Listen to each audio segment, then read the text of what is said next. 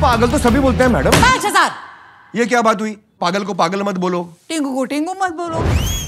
Hello বন্ধুরা, কি অবস্থা, কেমন আছেন সবাই? তো যাই হোক, ফাইনালি মুক্তি পেয়েছে আপকামিং ইন্ডিয়ান ল্যাঙ্গুয়েজের sports comedy drama film Sitaare Zameen Par. প্রায় 1 মাস আগে এই সিনেমার ট্রেলার এসেছিল। তারপর বিভিন্ন শোতে আমির খান বলেছে তারে জমিন পার সিনেমার থেকে 10 গুণ ভালো হবে। তো চলুন দেখা যাক কেমন হয়েছে এই সিনেমাটি। In this movie lead role in Aamir Khan, Genelia, তার সাথে আরো অনেক ক্যারেক্টার রয়েছে যা সিনেমার মধ্যে দেখতে পাবেন। অলরেডি জেনে গেছেন এটি একটি রিমেক স্প্যানিশ চ্যাম্পিয়ন সিনেমার।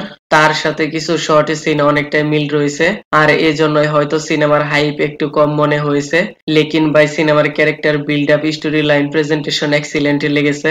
যেখানে Aamir Khan basketball coach as a টিঙ্গু, আর তার অ্যাঙ্গার ইস্যু জিদের কারণে কোচ থেকে বের করে দেওয়া হয়। তারপর পুলিশের সাথে অ্যাক্সিডেন্ট হওয়ার কারণে তাকে কোর্টে যেতে হয়। তার সাজা স্বরূপ তাকে 3 মাস ইন্টেলেকচুয়াল ডিসেবল প্লেয়ারদের বাস্কেটবল খেলা শেখাতে হবে। ইভেন সামনে তাদের একটি ইন্টারন্যাশনাল ম্যাচ রয়েছে। তারপর ওই ইন্টেলেকচুয়াল ডিসেবল প্লেয়ারদের কিভাবে খেলা শিখাবে, তাদের সাথে কিভাবে আন্ডারস্ট্যান্ডিং হবে, তারা কি ইন্টারন্যাশনাল ম্যাচে জিততে পারবে কিনা, এই সব কিছু জানতে আপনাকে পুরো সিনেমাটি দেখতে হবে। সিনেমার story line, character build up একদমই সিম্পল ভাবে দেখানো হয়েছে।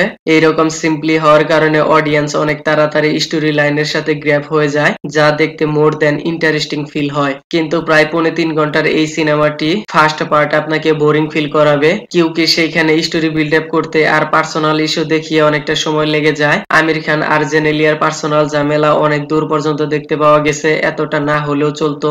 এই সব কিছু কাট সাট করে 2 ঘন্টা 15-20 মিনিট আরামসে করা যেত। তো কোই বাত নেই, লেকিন সিনেমার মেকার্স স্টোরি লাইনে যা দেখাতে চেয়েছে তা পারফেক্ট ওয়ার্কিং করেছে। এরকম লোকদের আমরা নরমাল মনে করি না, অ্যাবনরমাল বলে দূরে ঠেলে দেই। মেকার্স তাই বোঝাতে চেয়েছেন ওরা যা করে ওদেরটাই নরমাল, কিন্তু আমাদের নরমালের সাথে ওদের নরমাল কম্পেয়ার না করা, সবকিছু নরমাল ভাবে মেনে নেওয়া, নাইস ওয়ার্কিং। এইরকম লোকদের আলাদা আলাদা জিনিয়াস দক্ষতা দেখানো হয়েছে, যা এই সিনেমাটির জন্য পজিটিভ ফিল দেয়। আর তার সাথে সিনেমার মধ্যে অনেক জায়গায় কমেডি পারফেক্ট ফিল হয়েছে। তার সাথে ক্লাইম্যাক্সে ইমোশনাল হওয়া সবকিছু ঠিকঠাকই লেগেছে। লেকিন ক্লাইম্যাক্সের আগে আমির খানের মায়ের কাণ্ড আনএক্সপেক্টেড টুইস্ট মনে হয়েছে, বাট ইন্টারেস্টিং। ওভারঅল সবকিছু মিলিয়ে ঠিকঠাকই লেগেছে। Must watch a good movie. তো যাই হোক, আমি আর কিছু বলবো না, বাকিটা সিনেমায় দেখে নিয়েন। Totally family entertainment cinema. Okay then, ভিডিওটি কেমন লেগেছে আপনার? ধন্যবাদ, দেখা হবে পরের ভিডিওতে।